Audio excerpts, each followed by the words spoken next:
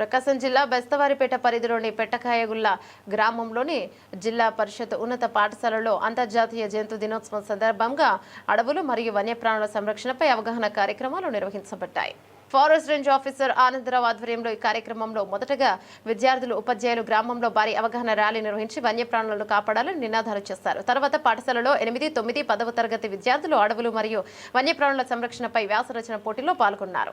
విజేతలకు బహుమతులు అందజేశారు. కార్యక్రమం ద్వారా యువతలో వన్యప్రాణుల సంరక్షణపై అవగాహన పెంపొందించడమే ప్రధాన లక్ష్యంగా ఉందని అధికారులు తెలిపారు. కార్యక్రమంలో ఫారెస్ట్ బీట్ ఆఫీసర్లు క్రాంతి తేజ, శ్రీనివాసులు, మౌలాలి, వివి రమణ, స్ట్రైకింగ్ ఫోర్స్ సిబ్బంది, పాఠశాల ఉపాధ్యాయులు, విద్యార్థులు పాల్గొన్నారు.